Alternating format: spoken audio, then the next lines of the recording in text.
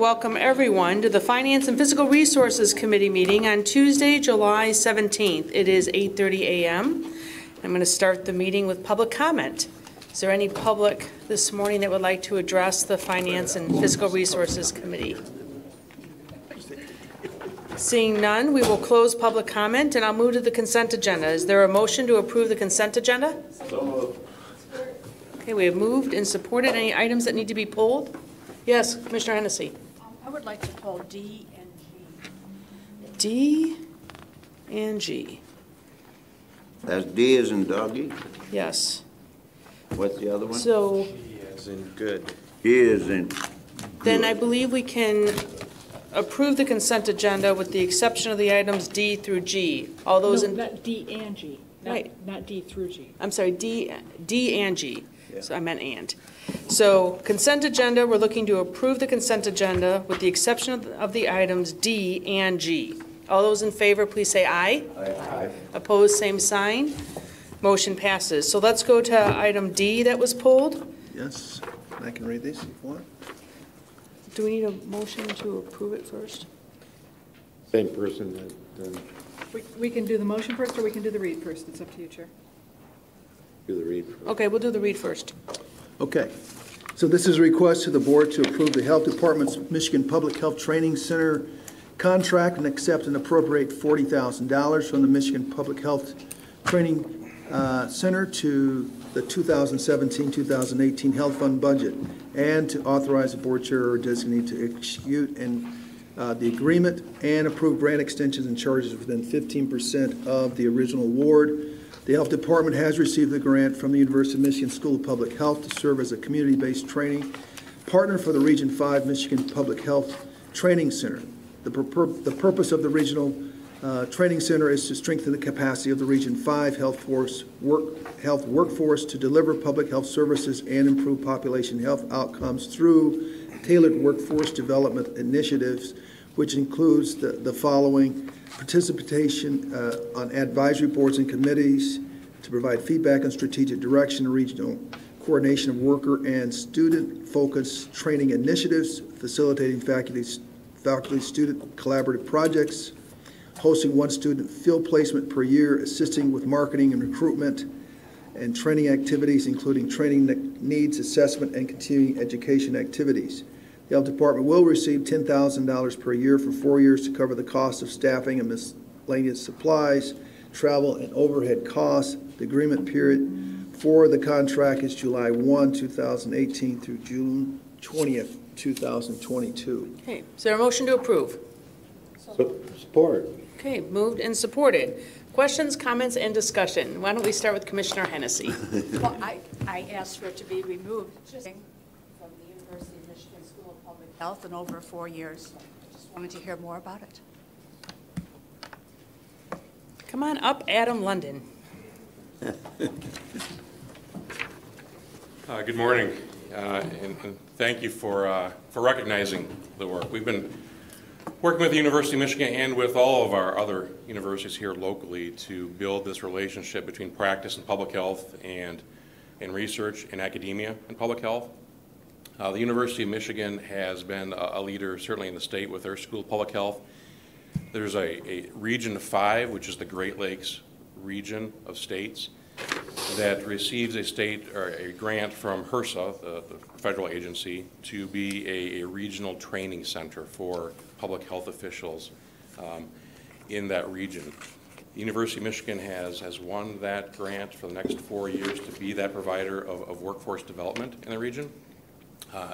In that role, they need to have local health departments where they can place students, where they can place faculty, where they can work collaboratively with the local practitioners, and also to train people in the public health workforce locally and through the region. So through this relationship, we expect to see an even stronger partnership with academia. We think that that's going to advance our purposes by building the workforce locally, by strengthening our connectivity with research so we can better understand public health issues here in West Michigan. And really, it's a win-win for us and for the university and for the students, of course. Good. Okay, Commissioner Bukowski? Yeah, what you just described is excellent, and we should be part of that. It's great that they recognized the quality department that you run and all those good things. My main question is, $10,000 is, by the time they cut the check and we administer the check, 0.08 FTEs is our value add. I mean, like, how much really is part of this project? I mean, is this grant a fraction of a fraction, or like how does it all really come together? Yeah, so it's pretty small involvement really from our part. We're really offering ourselves as a location for their placement of a student and a faculty person. We're also offering our facility as kind of that regional training ground zero for public health practitioners in West Michigan. So there's not going to be a lot of time added to our involvement beyond what we're already doing with academic health department sort of partnerships with all the universities. So this isn't going to add much work really on our part. We're going to, as the action request indicates, do more marketing. We're going to try to advocate for the use of this, to bring in people from around the region, but there's not going to be a whole lot of additional work required on our part. All right, thank you. Okay. Anyone else? All right. Seeing none, all those in favor, please say aye. Aye. Opposed, same sign. The motion passes. That pulls us to item G. Go ahead. I'll read this. Yes, this is a request to authorize to negotiate and award a 2-year incentive-based inmate healthcare services contract extension at the Kent County Correctional and Juvenile Center facilities. The request for proposal of 1205 for inmate health services was issued in July 2013. The responses were evaluated and contract awarded to Horizon Health, Inc. of Brentwood, Tennessee. The RFP allows for the contract to be extended if it appears to be in the best interest of the county. The Sheriff Department is in the process of implementation of a new jail management software system. Part of this implementation involves work with existing healthcare provider for the development of an interface between the healthcare software and jail management software. The Sheriff Department and purchasing believe the continuation of the established inmate healthcare services by the current provider is in the best interest of the county to facilitate the completion of the healthcare implementation, and due to the limited ability to identify a replacement healthcare service provider competent to provide the unique healthcare services needed in a correctional facility in current economic conditions. The Sheriff Department and purchasing will finalize a 2-year incentive-based contract extension for January 1, 2019 through December 31, 2020. The proposed 2-year extension is presented to the committee as the originally approved contract provided for single-year extensions. The contract extension will be executed after Corporate Counsel has reviewed and approved the extension to form. Okay, is there a motion to approve? Support. Okay, moved and supported. Questions, comments, and discussion? Commissioner Hennessy. Again, I just sort of pulled this for information's sake to see. I guess this is coming in front of us because it was allowed 1-year extensions, and this is a 2-year. But I wanted a refresher on what the incentive-based Cal portion of Brinks this is, and if there's a from change in purchasing costs. probably could answer that, and Chuck DeWitt from the Sheriff's Department, both here today. Good morning. What we write in the contract is incentive for the service provider to meet objectives, and specifically around outside services. And so we have a $1.3 million aggregate cap, which pays for pharmaceutical outside services. And the provider has incentive through innovation and looking at overall cost to stay under that cap. If they come under the cap, the money is reimbursed back to the county. If they go over the cap, the provider carries the biggest percentage of the payment that goes in excess. So the provider has a lot of incentive to look for initiatives that save money. Does that possibly come at the expense of an inmate who might need something other than? I can see this to work against the individual. watching the costs? Great question. Absolutely not, because it's covering the outside services. And what you do is you look for ways to provide good services in-house as opposed to bringing out-of-house, which is very expensive. It also looks at pharmaceuticals, and you look at a holistic. So it's not that you're cutting pharmaceuticals, but along with the Office of the Sheriff and myself, we evaluate this contract every 3 months, and we look for ways collectively to control cost and provide excellent services. Is the contract being renewed for the same prices and costs as it has been in the past, or is there an increase? The contract has, well, we're not finished yet, so we're still working through it. And when you look at the contract, you also look at staffing levels to make sure they're adequate, so it's not quite apples to apples.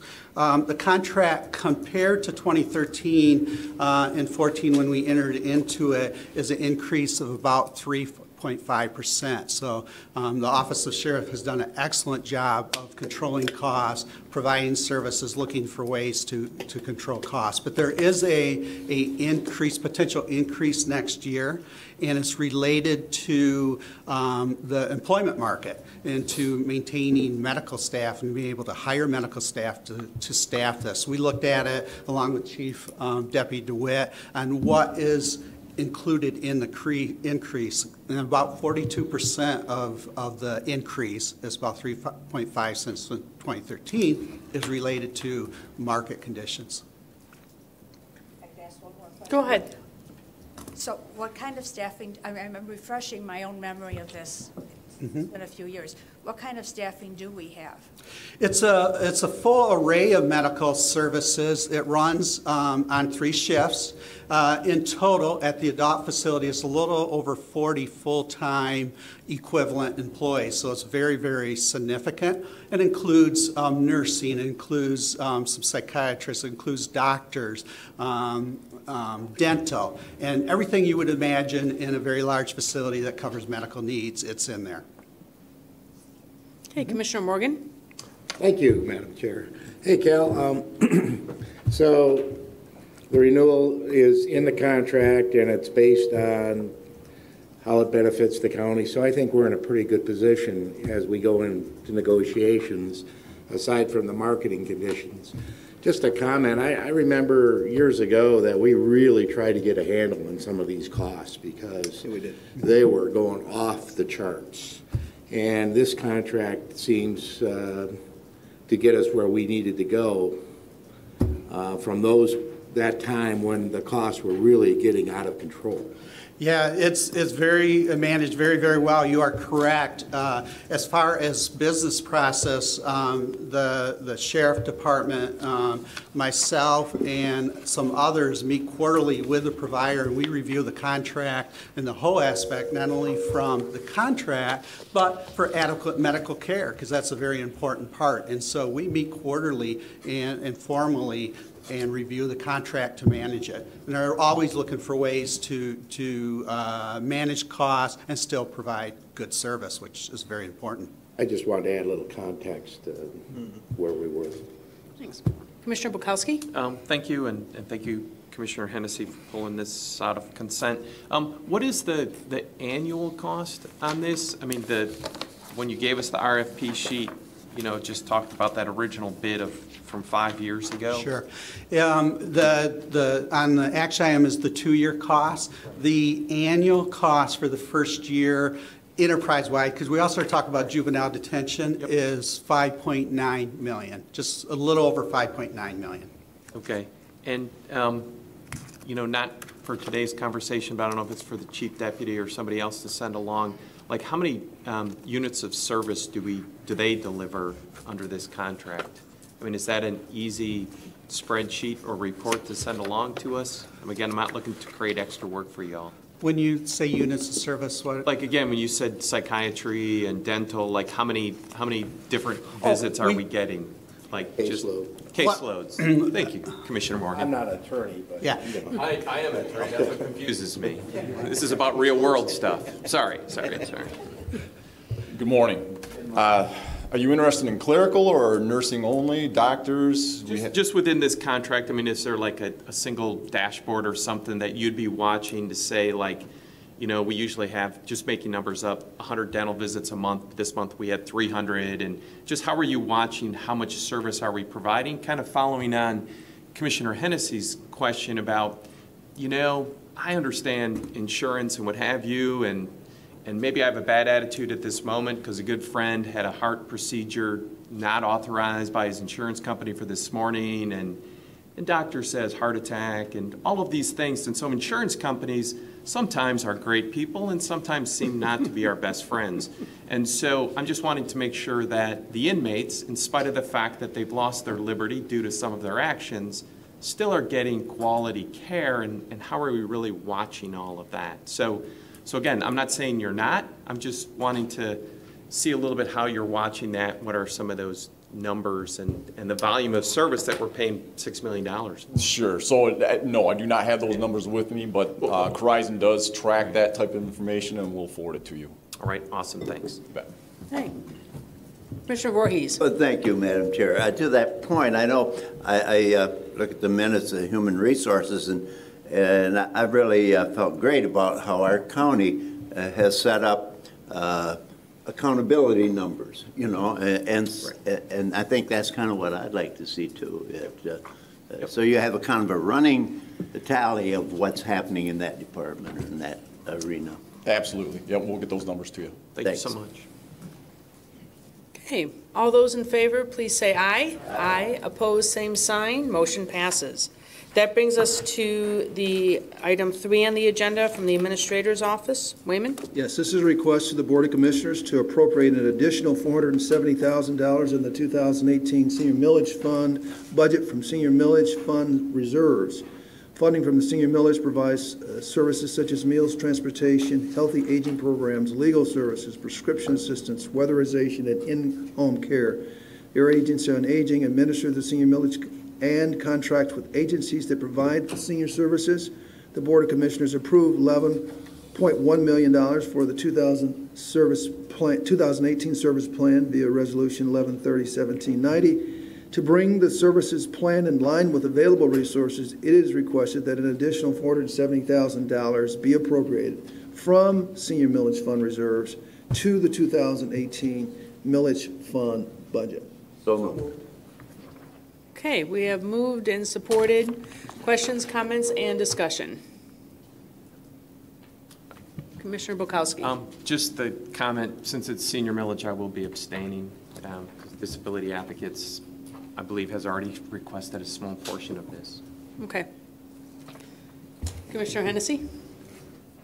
As I understand this, one, when the senior millage allocations are made, we don't always know what the tax return will be.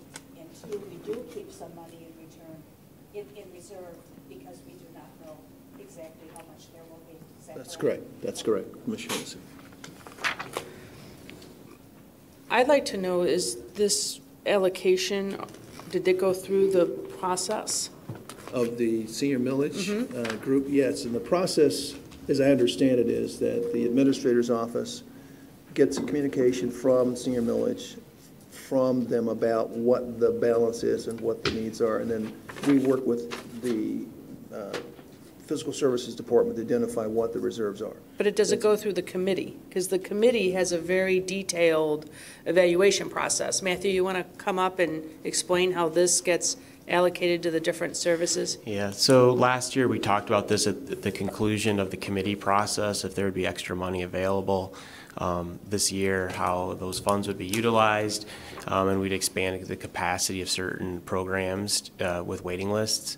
And then also mid-year we meet and we reviewed the status of where our programs were at and whatnot. So there was conversation about, if this were to move forward, how would we expend the money? And again, waiting lists and services were prioritized in that process. So, so this is, yeah, I think we have a good process in place that includes the committee, but also looks at the data to see where the needs are in the community. Okay. Yes, Commissioner Voorhees. Thank you, Chair. So what balance is left in there after we take the 470 out? Thank you. Commissioner Antor. Thank you, Chair. Good morning, Matthew. Of the $470,000, is that money going to be spent, or is it placed in reserve? Because it says here, plan in line with available resources. Is available the same as needed? Yeah, it is, because we're using waiting lists and other indicators to distribute this money now to hopefully utilize it this year. If there's not a need, we're not going to spend the money, and that's AAA's and the agencies work on that, and then that money will be lapsed and it will go back into the senior millage fund. Okay, thank you. Yep. Okay, anyone else? Thank you, Matthew. All those in favor, please say aye. Aye. Opposed, same sign. The motion passes Abstention. with one abstention. Thank you. That leaves us to item 4 from the Administrator's Office, Fiscal Services. Wayman? Yes, this is a request to approve the list of capital projects to be included in the preparation of the 2019 county budget. 2019 CIP requests were reviewed and recommendation prepared by staff committee, including representatives from the Parks, Facilities Management, Information Technology, Sheriff, Purchasing Administration, and Fiscal Services. The administrator's recommendation was reviewed in detail by the County Board of Commissioners. The recommended list includes 35 projects at an anticipated cost of $9.3 million. Financing for the 2019 recommended projects is anticipated to be drawn from general fund support of $5.8 million and $3.4 million from other sources.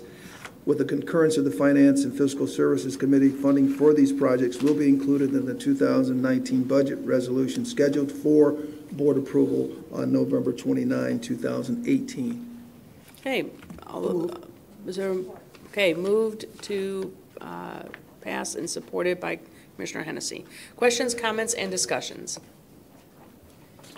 Commissioner Bukowski. I'm just going to reiterate my comment that we've had, or that I've made at the work sessions. Definitely appreciate staff's hard work on this and going through the whole process and all of that.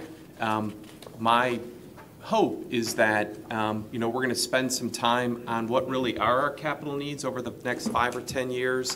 When we talk about a North Kent service center, we mentioned things like park headquarters.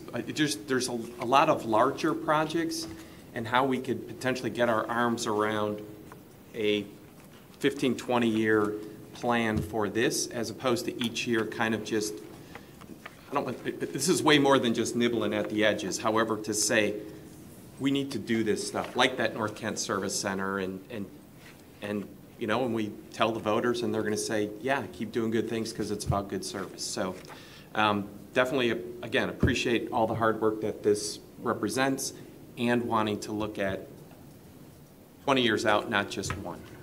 So. Anyone else? Commissioner Antor. Just real quickly, I'm really impressed with this, the amount of work that goes into this, and thought and forethought, and trying to figure out how this is best used. And I know a lot of parts of the state don't do this, because we're doing things that aren't too sexy sometimes. We're spending some money that you won't see, but that really makes a difference.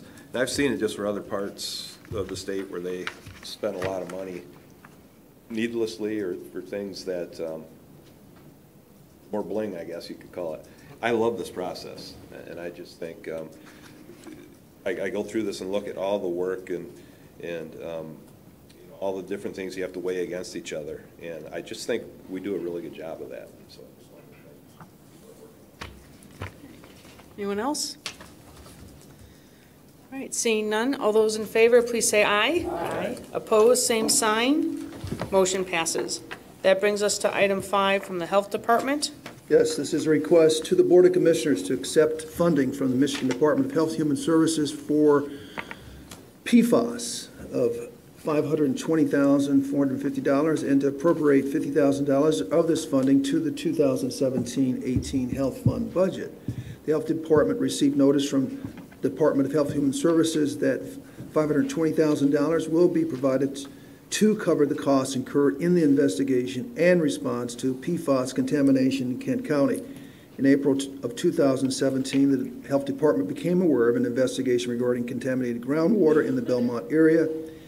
and by the Michigan Department of Environmental Quality. In the months that have followed, the number of sites being investigated for PFAS contamination within Kent County has continued to expand. The Health Department has been on the front lines of informing and educating residents regarding test results, the known health consequences of PFAS, and ways to limit exposure. The Health Department has organized meetings, bringing the Michigan Department of Health and Human Services, MDEQ, and Wolverine Worldwide together to address residents' questions and concerns. Staff from throughout the Health Department have incurred significant hours in investigating and responding to the contamination areas in Kent County.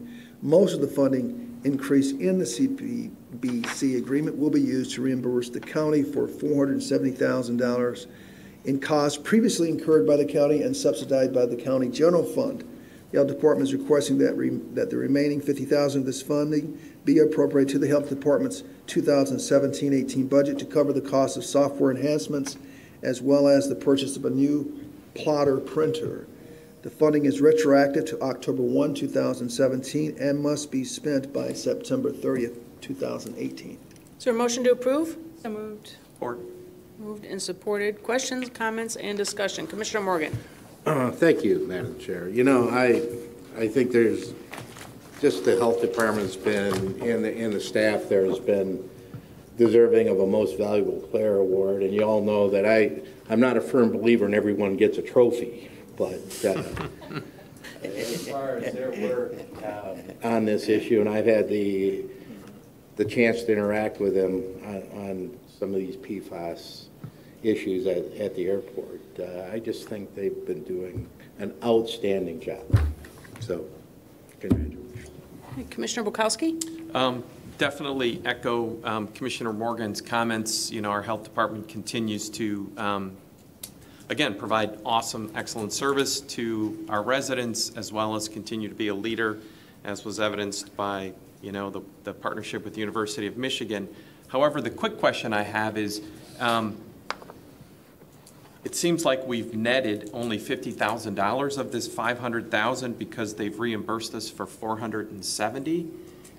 Did we borrow that? Did we spend that $470,000 in anticipation of potential reimbursement, or are there additional dollars that could be? You know, I mean, again, Sure. Is there any of this real money, or was reimbursement in the hopes? Does my question make any sense? I believe so. All right. You're a better man than I. We expended money from our general fund toward this response. And that $470,000 is our estimate for what that total cost is for this fiscal year. Yep. And we did that because it was the right thing to do. Absolutely. And the state has a commitment to counties to share in the cost of essential public health services. To their credit, they have recognized that, and our Kent County representatives, and especially Senators Hildenbrand and McGregor, along with Representatives Brinks and Affendulis and Verheulen, have been very vocal champions of the need for the state to share in this responsibility with the locals, and that's why we're seeing this commitment really statewide to support the work that county health departments are doing in this area of PFAS. So we did expend the money, and there was a cost to us because a lot of that time that was spent doing work on PFAS was time that wasn't spent on influenza and lead and other priorities. And so the state failing, if they had failed to meet this commitment, would have been a very dangerous precedent going forward when we need to count on that partnership and that support if we're going to meet all of our responsibilities across the spectrum of public health. So yes, this is really a relationship between us and the state. In total, when we look at our essential public health services, we're still receiving less than half support from the state, which is still a priority and still an issue that we continue to push in Lansing. But this certainly helps this year to get us closer to that 50-50 share. Okay. So, I mean, real quick, so at the end of the day, there isn't, of that $470,000, since it was expended out of the general fund. That's right. And those resources, it's reimbursing the general fund. Correct. That $470 in the general fund, can it be released to other priorities, or is it going to go to LAPS, or what's the net on our bottom line of this 470? So one of the challenges we faced is the timing of this money. Right.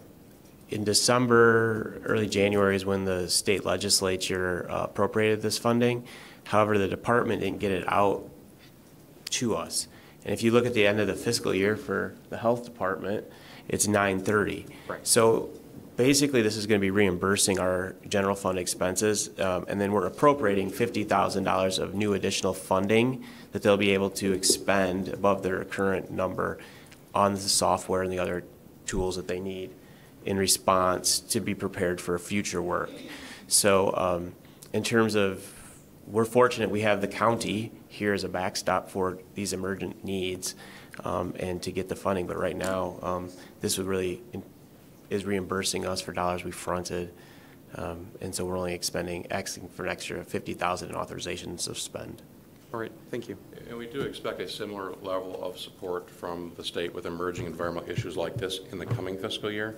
And we're planning for that in our budget so that we can expend that and use the general fund dollars more broadly across that greater spectrum of issues. You may remember also, we've expended dollars so far. We've added additional staff this past year. Right. So this helps offset that expense Right. as well as overtime hours that have been expended resulting from the need to stay on top of this. So those dollars aren't necessarily going to be available at the end of the year. Those are being spent up with what we've done to. Yeah, Wayman brings up a great point in that when we added those two positions for Right. opioids and for emerging environmental issues, Right. we took money out of our emerging issues fund, which has really been our one barrel of dry powder that we use for emergencies, and we try not to spend that, Right. which put us in a very vulnerable position. This allows us to return some of that money and to maintain that resource while also maintaining that service and that staffing for the community. All right, thank you. Nice to have that resource. Commissioner Antor? How much do we keep in the emergency? Is there a threshold that we want to try to keep or supplement to a certain number? It has ranged from year to year between $150,000 and $250,000. Yeah, and I'd like to echo everything that the other commissioners have said about your work. On occasion, I'll have to call the DEQ, and my point person is Abby Hendershot. And I always apologize when I call her because I know she's extremely busy, but there are some things that only she can answer. And she says, you don't have to apologize to me. She said, we're not working half as hard as the health department is. And I know they're working extremely hard. They are. And that coming from her meant a lot to me when she said that. And so anyhow, we know this is not done by any means. The target continues to move on this PFAS. And I know there's some EPA guidelines that may be shifting things in the future where they may be dropping it from 70 parts per trillion down to a number that I can't even fathom. I mean, we're talking about parts per trillion, and it's just, we're talking a drop in a swimming pool, Olympics-like pool sometimes. But it is going to shift and change, and I'm wondering in the future as we move forward, we're probably going to need additional measures for these things in the future. I got a feeling maybe we could go through this all again here in another year. And I was just wondering if we'll have access to more money. Will that be something that our state legislators have to help us procure again? And I hope the answer is yes. We've got great relationships with our senators and representatives, and I think by and large they get it, they understand, and I hope they continue to remain supportive of the work that the county is doing. Because we're really on the front lines with these issues, and we're in the best position in many cases to serve the community better than anybody else. And we can't predict what next year's issue might be. We didn't know about PFAS a year and a half ago. The year before that was vapor intrusion, and next year might be something completely different. So our ability to remain capable and funded and resourced so that we can roll the punches of what the science and what information tells us is really important. So I hope that we all work to keep that relationship between here and Lansing and our representatives very strong. I think the EPA, they're going to come up with a number, and how they derive that number, I have no idea.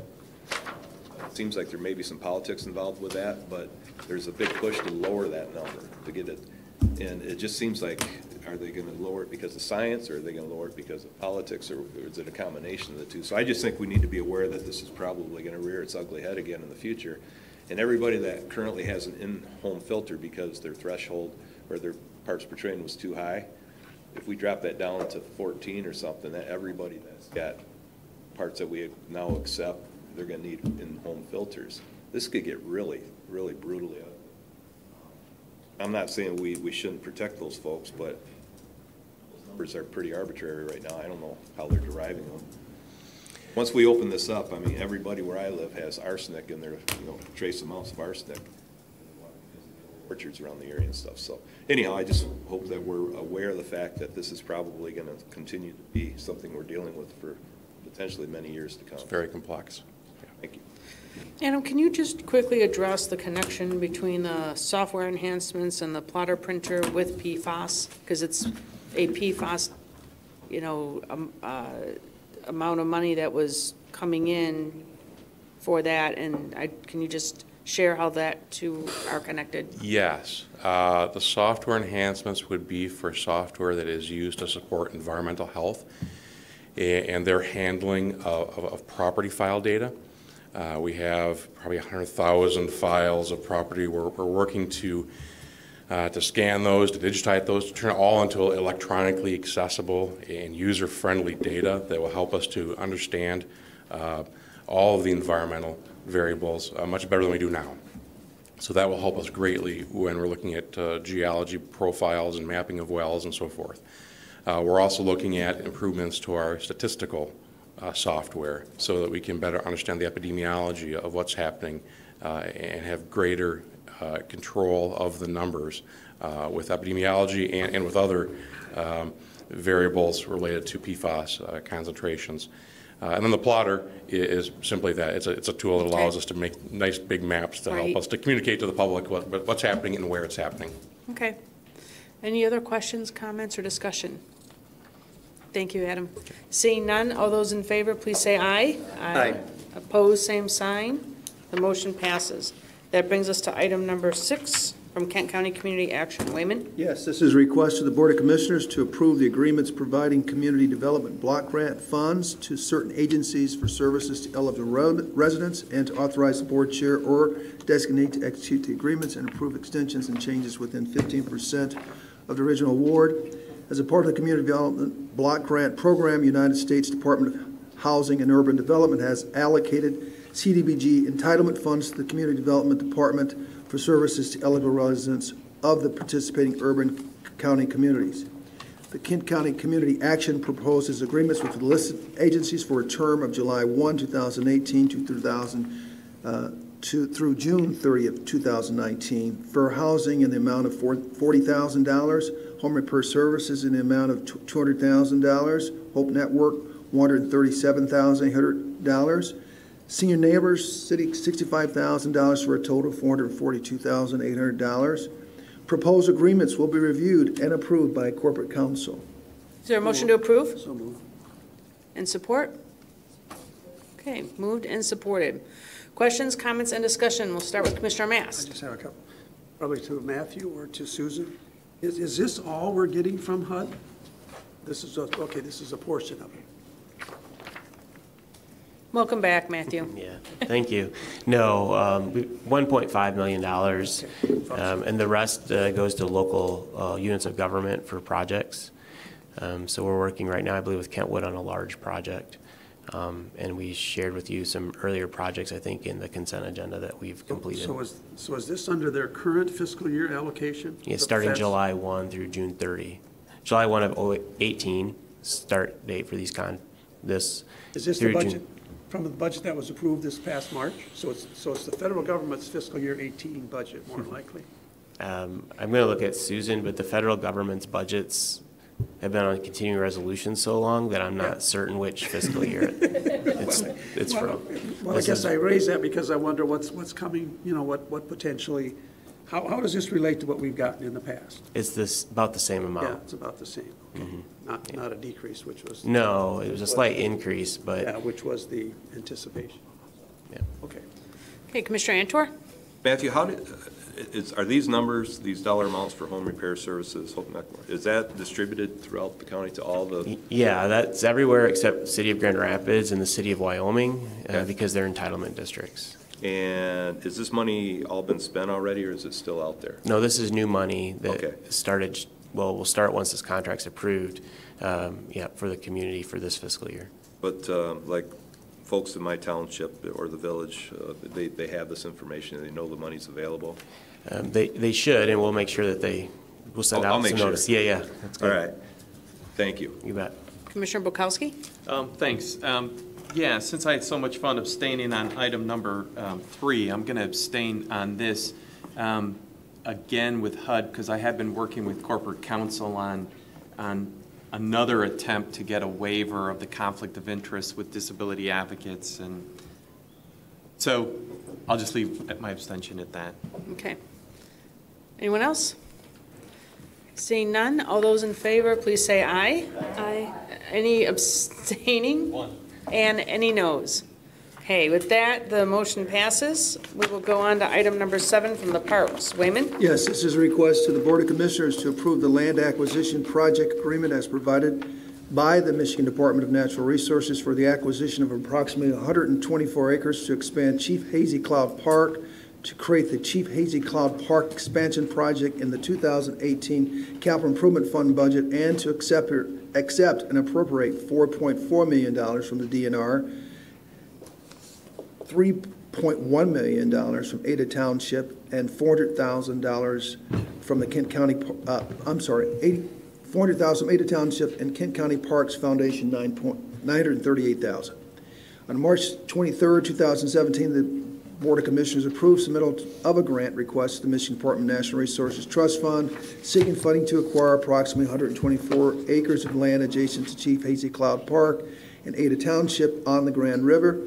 The DNR Trust Fund approved the project with grant funding to cover up to 70% of the total cost of the acquisition, estimated at $4.4 million.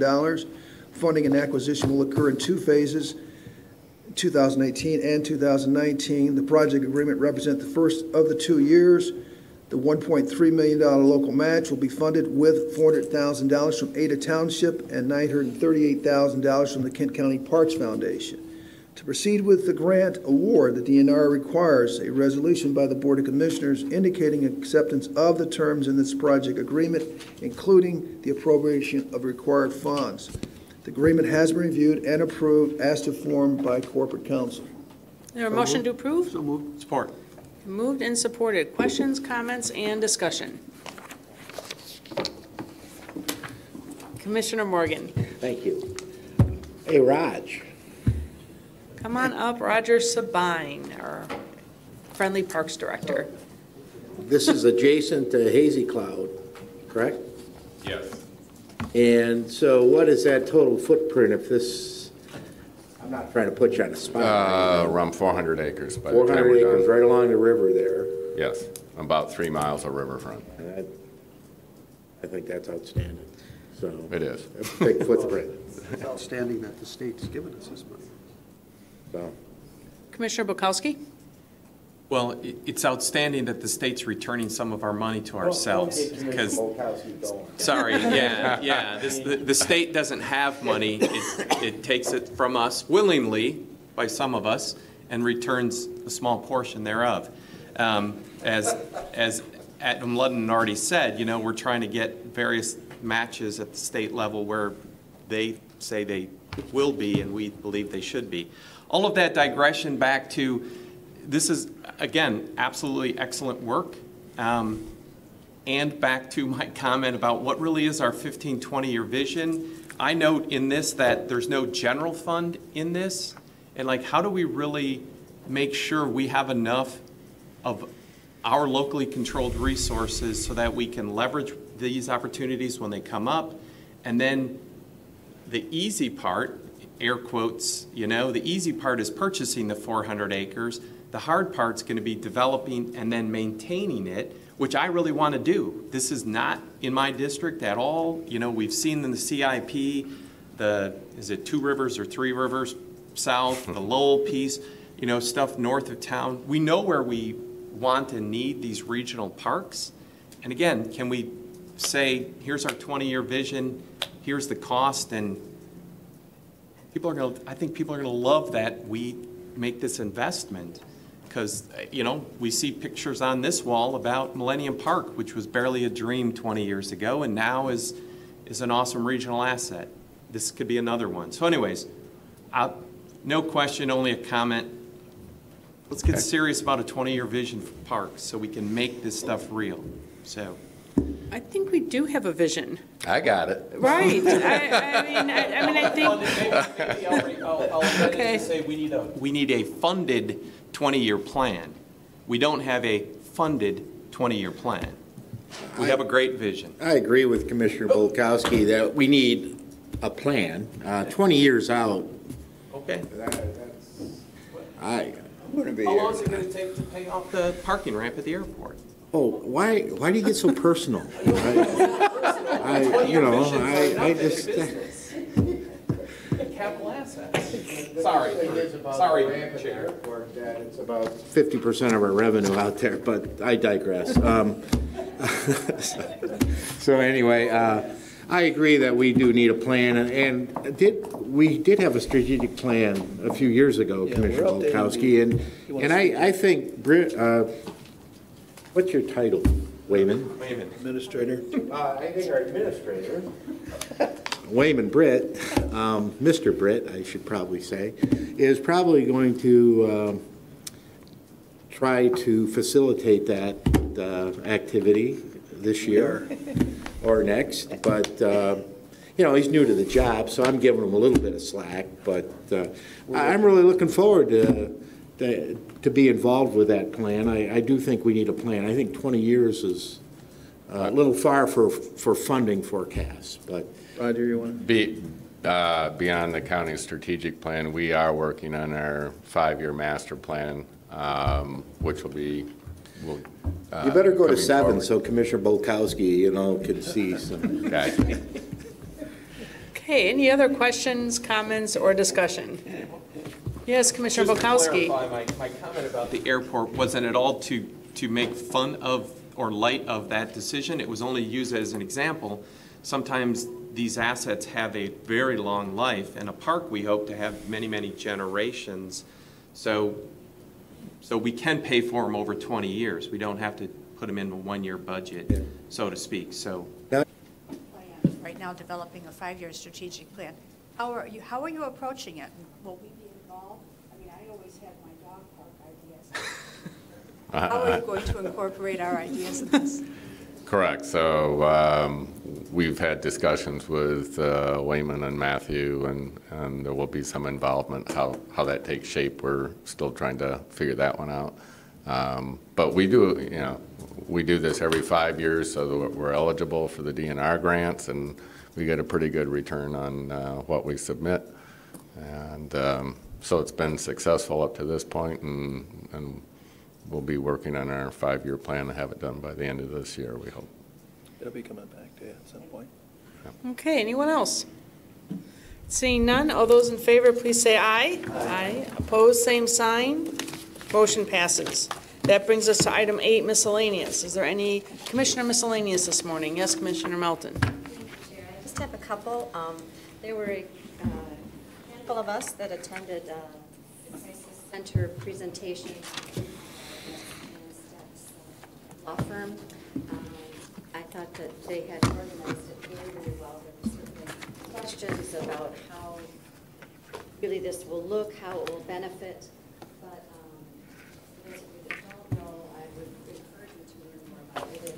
It hopefully will vet out those who are being picked up by our sheriffs and police, and it's known right away that perhaps there are some mental health issues, and instead of going through the hold-up process, if you will, they will go straight to a process that will help them get the 24-hour immediate care that might make their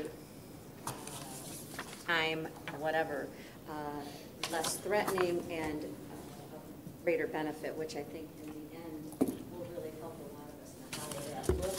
Obviously, there were a lot of questions about that, but I do encourage people to learn more about it. I think then the other one is, summer is party time. Miranda is going to be at the beautiful East Kentwood Stadium on Thursday from noon to 2.